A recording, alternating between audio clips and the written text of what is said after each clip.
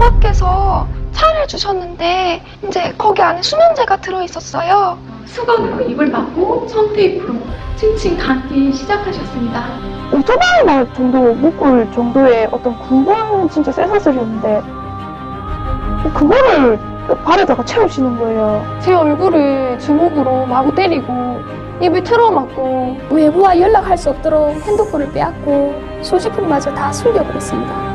못 잡은 게 몇 군데가 있더라고요. 그러니까 한 번 못 박은 게 아니더라고요. 1년이라는 기간을 원인에 갇히게 됐었어요. 말 그대로 진짜 납치와 감금이 이루어지는 곳이 바로 강제교정 교육이었습니다. 정말 억울한 경우가 뭐냐면 부모님께서 그렇게 하실 분들이 아니거든요. 조건적이고 희생적이고 자녀가 전부였던 그 마음을 가지고 이용을 한 거죠.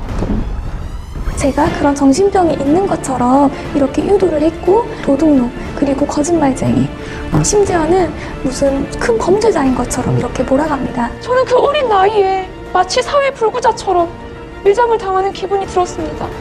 개정교육을 빙자한 돈벌이.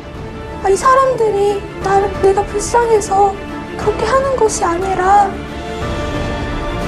나를 정말 돈을 벌기 위해서 이용하는 수단이구나라는 생각밖에 안 들더라고요.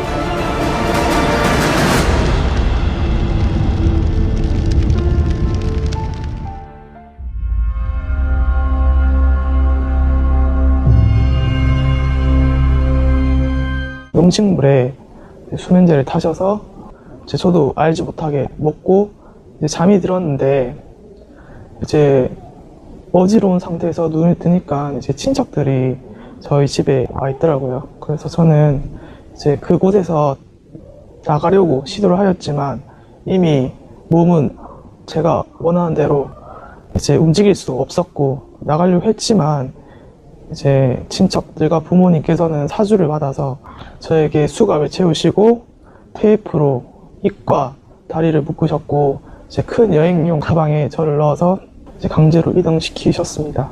이제 개존 목자가 자식이 마치 큰 정신병에 걸린 것처럼 그리고 정말 악독한 병에 걸린 것처럼 그렇게 부모님께 말을 하고 그 병은 나밖에 고칠 수 없다 이렇게 얘기를 하니까 그 순간 부모님은 개존 목자의 말을 들을 수밖에 없잖아요. 그래서 그렇게 좀 상식 밖의 그런 일을 또 하신 것 같습니다. 개정교육이라는 것이 진짜 합법적이고 그렇다면 강제로 납치, 감금을 하여서 사람 불안하게 떨게 하면서 그렇게 이루어질 필요가 없겠죠. 부모님이 강제로 이제 막 옷을 벗겨서 무언가가 이제 핸드폰이라든지 뭐 연락할 수 있는 어떤 수단이 있는지를 막 다 점검하시고 막 수색 같은 것들을 다 하시고 그리고 이제 진짜 손도 안 대시고 진짜 매도 안 되시던 분이 뭔가 폭언을 하시고 저희 부모님이 아닌 것 같았어요. 막상 아들을 꺼내기로 한 그 계획한 날이 다가오니까 그 전도사가 하는 말이 자기는 빠져야 되겠대요. 자기가 여기 끼면은 자기는 목회야 하는데 복귀하는데 무슨 문제가 생길 수가 있으니까 자기는 빠지겠다고 대신 경무원을 하나 사주겠다는 거예요. 그래갖고 그때 경무원을 사주더라고요. 어떤 사람은 뭐 수면제를 7알을 먹여가지고 성공을 했다고 하면서 아들한테 수면제를 너무 조금 먹인 거 아니냐. 더 많이 먹여갖고 이번에는 더 단단하게 해서 그 아이를 끌고 와라. 만약에 그쪽에서 내가 끌고 오지 않으면 자기들이 우리 집으로까지 와서 해주겠다. 이렇게 얘기를 하더라고요.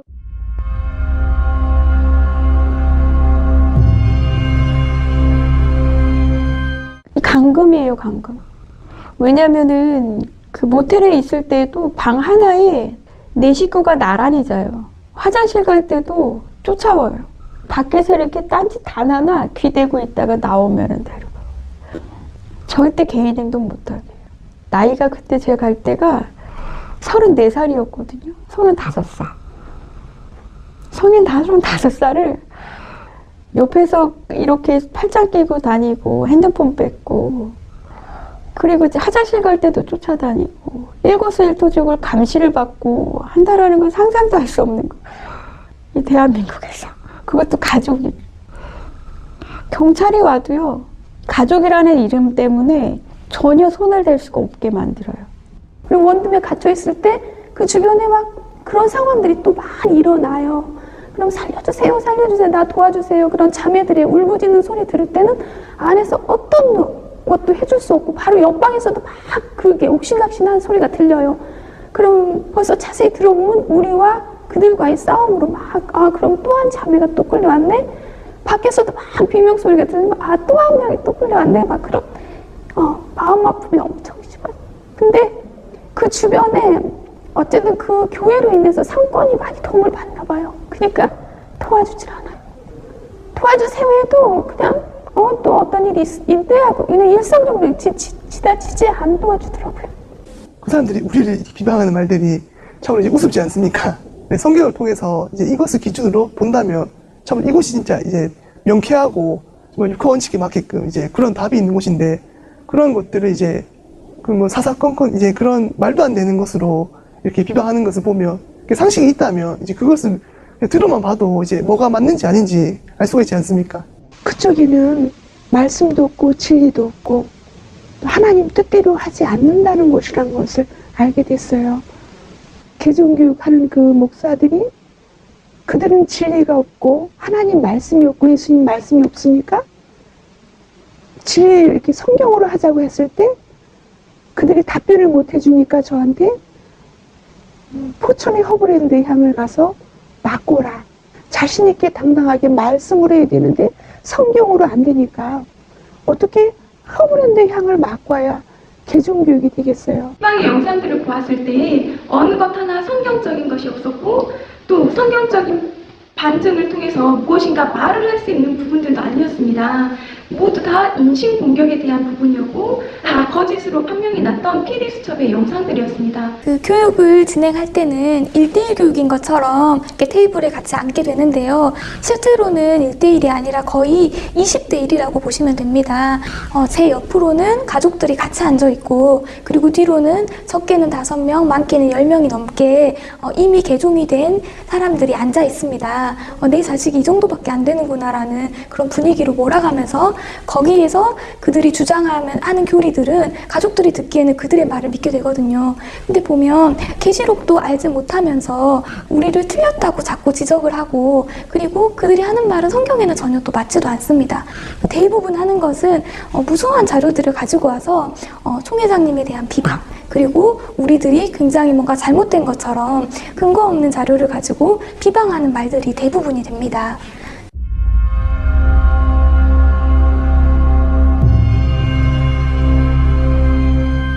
개종교육이 시작되고 저는 황 목사에게 많은 질문을 던졌습니다. 그러나 황 목사는 답변하지 못했고 횡설수설했고 성경과 상관없는 과학 지식만 늘어놓고 나중엔 자신이 설명하지 못하는 부분들이 계속해서 생겨나고 그의 논리에서 오류가 나타나니 원리의 일정을 채우지 못하고 다른 약속이 생겼다면서 교육을 중단하고 가버렸습니다. 그의 무지함은 그 당시 보고 있었던 가족들이 더 잘 알 것입니다. 어린아들도 그 목사의 말에 오류가 있다는 것을 알아들을 정도였으니 말입니다. 그리고 나중에 남편에게 들은 내용이지만 황 목사는 감사 헌금이라며 남편에게 개종교육 때마다 돈 봉투를 받았습니다. 말씀이라고 한두 줄 제대로 하지도 못하면서 무엇이 감사해서 헌금을 그 목사에게 줘야 하는지 헌금을 하나님께 드리는 예물이 아닌가요? 그런데 그 목사에게 감사 헌금이라니 기가 막혔습니다. 부모님께 정말 거액의 돈을 받고 모든 계획하에서 그들의 개종 교육을 진행을 합니다. 그래서 실제로 저는 미행부터 그 과정을 쭉 당했는데요. 그 미행부터 그 드는 돈 같은 것을 그들은 다 요구를 하고 부모님께 그런 것들을 다 지시를 내립니다. 개종 목사들은 강제 개종 교육에서 탈출한 사람이 고소를 하거나 법적으로 문제가 생겼을 때 아무런 정말 약점, 허점을 잡히지 않도록 가족을 방패막으로 삼는 그런 치졸한 방법을 쓰는 자들입니다. 목사라는 사람이 직접 교육을 하는 중간중간에 자주 방귀도 끼고 영상을 틀고는 대놓고 눈을 감고 잠을 자는 게 아니겠습니까? 아니 세상에 한 사람을 교육시키겠다고 하는 목사가 이런 태도를 보여도 되는 건지, 교육을 시키겠다는 건지 뭐 하자는 건지, 이런 모습들을 보니 목사 같지도 않았고 그 말을 들을 가치가 전혀 없겠다고 생각이 들었습니다. 게다가 점심시간만 되면 자기가 먹고 싶은 음식을 주문했습니다. 버젓이 왕처럼 앉아서 저희 부모님이 계산할 때까지 기다렸고 그것을 당연하다는 듯이 식사를 했습니다. 이렇게 바보같이 에게 순종해서 당하는 부모님이 너무 안타까웠고 답답하고 미칠 것만 같았습니다. 제가 그때 한 5일인가 굶었을 때 그 당시에 저를 가르치겠다고 왔던 그 목사님이 제가 굶는 걸 다 보고 있었어요. 5일 동안 밥을 안 먹으면요, 사람이 실신이 되더라고요. 그래서 이렇게 누워있어, 앉아있을 힘도 없어요.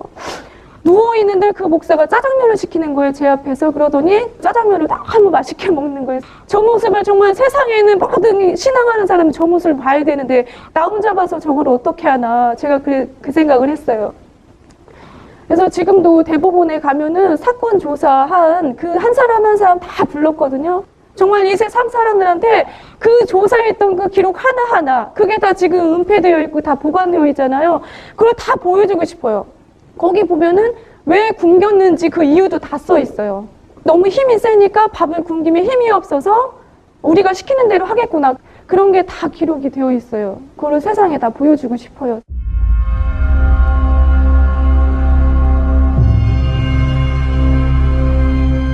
화장실, 베란다, 거실까지 못으로 박혀져 있었던 그 상황 가운데에서 정말로 이 사랑하는 가족들이 한순간에 이렇게 돌변을 하고 그 상황 가운데에서는 가족이 가족처럼 보이지가 않았습니다.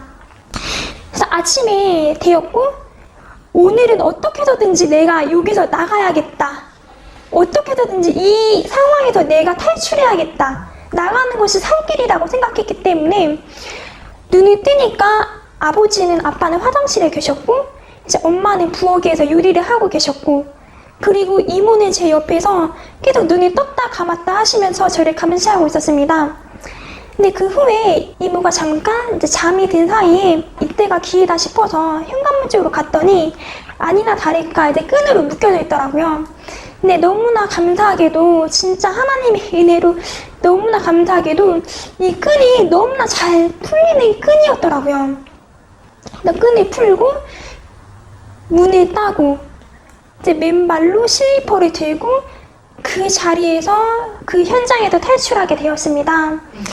이것이 이제 첫 번째 사건이었고 이제 두 번째 사건은 집이 2층 집인데 이제 화장실에 사람 한 명 정도 나갈 수 있는 이제 공간이 창문이 있는데 이제 세면대를 올라가서 그 창문으로 나와서 이제 탈출을 하게 되었고 그때 당시에는 신발을 신을 수 있는 그 겨를이 없었고 어떻게 해서든지 이 자리에서 나가야겠다라는 그 생각만 있었기 때문에 눈이 너무너무나 굉장히 많이 왔던 그 맨발로 차 도로변을 정말 미친 듯이 뛰었습니다. 동생한테 내가 화장실을 가야겠다 이렇게 얘기하니까 동생이 그 쇠사슬 풀어주더라고요. 그래서 화장실에 들어간 사이에 진짜 많은 생각을 했었던 것 같아요. 탈출을 해야 되느냐 아니면 그냥 계속 있어야 되느냐.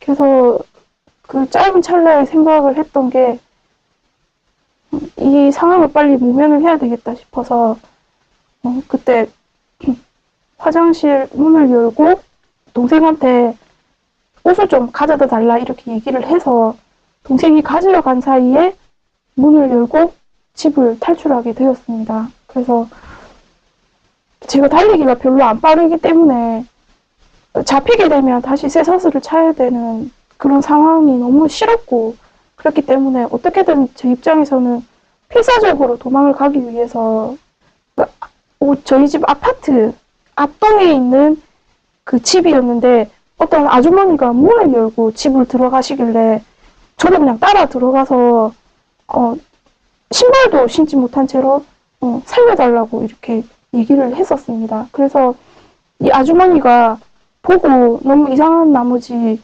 무슨 일이냐고 이제 물어봤었고, 저는 발에 쇠사슬을 차고 있었고 납치를 당했었다 이렇게 얘기를 했었어요. 그래서 이 아주머니께서 경찰에 신고를 해주셨어요. 그 첫째 날에 제가 그 경찰한테 그 보호를 받지 못했던 그 경험이 있기 때문에 안 되겠다 싶어서 그냥 도망을 가려고 했는데, 이 아주머니께서 아무래도 제가 좀 상황이 위급한 것 같고 보통이 아니다 싶으니까 저를 안 놔주시더라고요. 그때 당시만 해도 제가 집에서 있었던 일도 그렇고 너무 정신적인 충격이 커서 어떻게 더 이상 도망을 가고 내 상황을 어떻게 수습할 제가 처지가 전혀 아니었었기 때문에 그 경찰한테 그냥 제 있는 상황을 그대로 얘기할 수밖에 없었고, 그래서 저는 다시 그 경찰에 의해서 저희 집 근처에 있는 이제 가게 되었는데, 또 역시나 가족의 문제이기 때문에 대수롭지 않게 생각하고 저를 다시 집으로 돌려 보내겠다라고 이렇게 하시더라고요. 절대로 부모님과는 같이 가지는 않겠다라고 얘기를 했는데, 이 경찰은 제가 집에 가고 난 뒤에 1시간 뒤에 저희 집에 오겠다. 그리고 휴대폰을 손에 꼭 가지고 있어라. 연락을 받아라. 라는 그 경찰의 약속을 받고 저는 또 부모님과 함께 집으로 갔었는데, 부모님께서는 또다시 저를 쇠사슬로 채우셨고, 오겠다는 경찰도 오지도 않고 집에 전화도 온 적이 없었습니다. 너가 여기서 이제 나갈 수 있는 방법은 전혀 없다고 하면서, 문도 이미 잠금 장치가 다 되어 있었고 밖에서만 열릴 수 있는 문이었고, 창문도 가장 눈에 띄는 큰 창문이 있었는데 그 창문을 열어 보여주면서 너 여기로 나갈 수도 없다. 너가 나갈 수 있는 방법은 오직 사인해서 교육받는 것밖에 없다 라고 말하는 거예요. 자기가 이렇게 방까지 데리고 왔는데 한 번도 실패한 경우가 없다고 하면서, 이 자매는 30일을 버텼는데 너는 40일 한번 버텨봐라. 자기는 너가 버티면 버틸수록 더 좋다라고 말씀하시는 거예요. 이렇게 사람을 비꼬고 신천지에 대한 그 비방과 인신공격과 그렇게 계속 안 좋은 말들을 막 하시고, 듣기 싫다는, 보기 싫다는 영상도 억지로 이제 보여주려고 하는 경우도 굉장히 많았어요. 엄마, 아빠가 이제 다 사람들이 나가자마자 제가 아예 문이 열릴 수 없도록 혼자 있고 싶어서 그 문을 잠궈버렸어요. 그렇게 잠그고 갑자기 드는 생각이 있는 거예요. 아, 이게 하나님께서 주신 그 때이구나 라는 생각이 들었어요. 그래서 그 방에 있던 가방에 제 옷가지와 이제 제 생활할 수 있는 물품들을 다 쌌어요. 다 싸고 이제 밖에 나가서 또 어떻게든 연락을 해야 하고 그런 게 있으니까 계속 다 찾아봤는데 아무것도 나오지 않더라고요. 그런데 아빠가 한 달 정도를 이제 이 교육을 계획하고 오셨기 때문에 담배를 많이 사다 놓으신 거예요. 내가 저거라도 가지고 가서 팔아서 사용해야겠다 하는 생각 들고, 그래서 이제 그 담배들을 가방에 다 담고 부모님 잠드실 때까지, 눈에 띄지 않을 때까지 계속 기다렸어요. 계속 기다려가지고 그 침대 위에 있는 창문 열어서 이제 나오게 된 거예요. 근데 이제 거기가 이제 시골이었어요. 아무것도 보이지가 않는 거예요. 나와서 일단 여기를 벗어나야겠다는 생각밖에 들지 않았어요.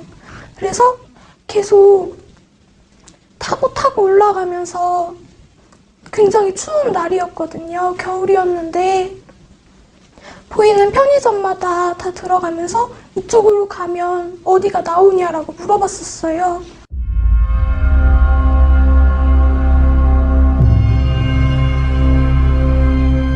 그들이 행했던 비인격적인 행위들이 정말 너무 기억에 남습니다. 그 수갑을 채우고 그다음에 안대를 가리게 하고, 그리고 정말 제가 저항을 하면 부모님을 시켜서 폭행, 폭언을 서슴없이 저지르라고 하는, 정말 그들의 그런 뒤에서 그렇게 부모님을 방패막 삼아서 그런 저지르는 그런 행동들이 어떻게 사람이 사람한테 저지를 수 있는 행동들인가. 정말 이거는 있어서는 안 될 일이다. 그래서 지금 실제로 저는 밤에 잘 때마다 그들이 저에게 했던 행위 때문에 그런 과정들이 꿈에 계속 나와서 악몽으로 시달리고 있는 상황에 처해 있습니다. 가족들이 난데없이 납치범으로 변하고 징역 2년에 벌금 500만 원의 그런 아주 중형에 해당하는 그런 일을 자행하고 있으면서도 그게 그렇게 나쁜 행위라는 것을 모를 정도로 이 개종 목자들이 상담을 하고 있다는 거예요. 극도의 그런 불안감을 조장을 해가지고 이렇게 한 가정을 파탄에 빠뜨리는 것, 그것이 개종 목자들이 하는 짓이라는 거예요. 많은 분들이 신천지에서 감금이 되고 납치가 된다고 이렇게 오해를 많이 하시지만 저는 신천지에서 그런 것을 겪은 것이 아니라 장로교 산하에 있는 이단 교육을 한다는 그 교육에서 저는 납치와 감금을 경험을 했습니다. 제가 학교 생활을 했을 때는 저는 신천지 공부를 한다고 해서 모든 것을 다 내려놓거나 그러진 않았고 오히려 학교 성적도 올랐었고요. 대인관계에서 뭔가 문제가 되는 것도 없었고 그런 모든 것이 또 가족들 간에 화평도 굉장히 유지가 되고 있었고 하지만 그 모든 것이 대인관계, 학업, 그리고 가족관계 그리고 저의 개인적인 성향까지 강제 개종 교육으로 인해서 모든 게 다 망가졌습니다. 학업은 휴학을 강요해서 못하게 되었고 그 위로는 사람들의 눈이 무서워서 제가 나가기가 너무 힘들었고 가족들과는 서로 믿어주던 그 신뢰 관계가 많이 깨뜨려졌고요. 대인관계에서도 실제로 그런 트라우마가 많이 생겨서 사람을 믿는데 힘든 부분도 굉장히 많이 생겼습니다. 우리 가족은 정말 남부럽지 않은 화목한 가족이었는데 개종 목사들로 인해 서로를 불신하고 억압하는 가족으로 무너져 버린 것입니다. 그 사실이 저를 가장 힘들게 했습니다. 또한 개종 목사의 지시로 같은 학교를 다니고 있던 지인들이 제가 이단 사이비에 빠졌다고 소문을 내어서 저는 정상적인 학교 생활도 인간관계도 지속할 수가 없게 되고 말았습니다. 저는 제가 앞으로 어떻게 살아야 될지 너무나도 막막해졌습니다. 어느 누구보다도 군대에 있을 때보다도 더 열심히 생활을 했었고, 그래서 조금이나마 집에 도움을 주기 위해서 바쁜 학업 가운데도 사실 아르바이트를 2개를 했었거든요. 그래서 지원을 해드렸고, 그런데 이렇게 일주일 동안 이렇게 강제로 교육을 받게 되었을 때 정말 어렵게 구한 직장이었는데 그 직장도 다 잘리게 되었고 부모님과의 관계도 많이 안 좋아진 상태였습니다. 그 당시 이제 상황 모든 이제 서류를 내 앞에 두고 그 많은 사람들이 전부 다 나에게 이제 이혼할 것을 이제 강제적으로 요구하더라고요. 가족이었던 목사인 고모부는 나에게 이혼하지 않으면 응하지 않으면은 엄청난 말을 하더라고요. 그때 당시 진짜 내 몸을 갈기갈기 찢어서 뭐 길거리에 널어놓겠다는 그런 말을 하고 내 머리를 갈아서 뭐 먹어버리겠다는 그런 말을 하면서 나를 협박하더라고요. 세상 천지에 목사라는 사람이 말씀으로 나를 해유시킬 생각은 안 하고 그렇게 험악한 말을 하면서 협박을 할 수 있는 것인지 나는 그때 당시 너무너무 분통하고 정말 기가 막히더라고요. 또 계속적으로 감금하며 잠도 재우지 않고 말로 고문하는 상황이 너무나 견디기 힘들어서 나는 결국 이혼을 응하고 말았습니다. 그러자 남편의 가족들은 이제 너 갈 길 가라 하면서 나를 그 집에서 이제 내쫓았거든요. 나는 이제 신용불량자 상태에 옷 한 벌도 제대로 이제 입지 못하고 자녀들 얼굴도 보지 못한 데 이제 쫓겨났거든요. 신천지에 가면 이혼하고 가정이 피폐해지고 감금 폭행을 당한다고 하지만 우리 가족을 찢고 가정 파탄시킨 것은 그들이었습니다. 나를 감금하고 폭행한 것은 신천지가 아닌 그들이었습니다. 정말 여러분들의 자녀가, 친구가, 그리고 주변 사람이 진짜 그런 상황이 닥쳤을 때 진짜 그 사랑하는 사람이 막 호소하는데 그 사람의 의견과 생각은 완전 깡그리 무시하고 그냥 지나가던 사람의 말을 듣고 당신 딸은, 당신 친구는 그냥 미친 사람이야. 그 사람은 진짜 돌았어. 이렇게 얘기하는 거를 믿는 거랑 똑같다고 저는 생각이 들거든요. 그러면 그 사랑하는 사람이 어떠한 기분이겠어요? 어떠한 정말 감정이고 정말 어떠한 그런 어려움과 마음에 그거를 한번 생각해 주셨으면 좋겠어요. 진짜 그것이 아니라 그 정말 사랑한다면 그 사람의 말을 먼저 듣고 무엇이 맞는지 옳고 그른지 판단해야 되는 게 저는 먼저라고 생각하거든요. 과연 신천지가 어떤 것인지 본인들도 한번 와서 경험을 보라는 거예요. 경험해 봐야만 신천지가 세상이 말하는 저 흔히 말하는 교회 사람들이 말하는 그것이 아니라는 것을 알게 될 겁니다.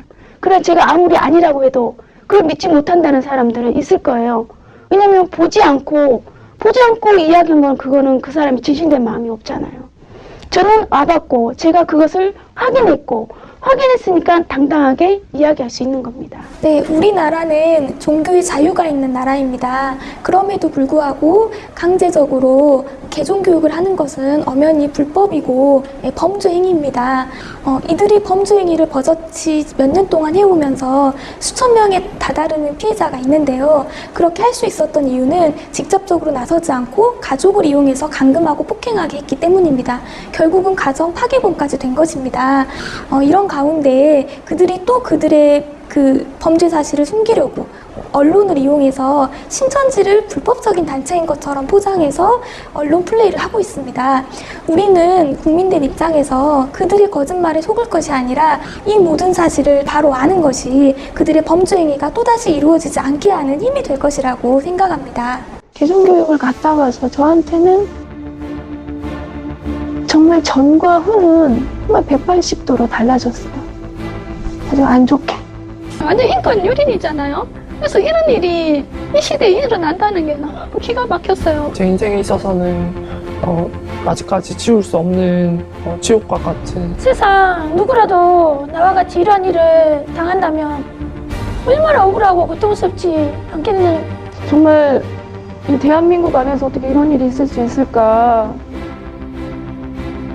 대한민국 헌법 제10조 모든 국민은 인간으로서의 존엄과 가치를 가지며 행복을 추구할 권리를 가진다. 국가는 개인이 가지는 불가침의 기본적 인권을 확인하고 이를 보장할 의무를 진다.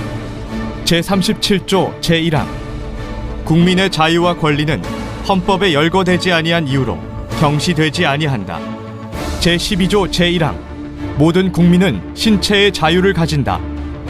인간 존엄성과 국민의 자유가 보장된다는 대한민국에 사람이 동물보다 못한 취급을 받는 일이 어찌 허용될 수 있으며 왜 용인하고 있는가?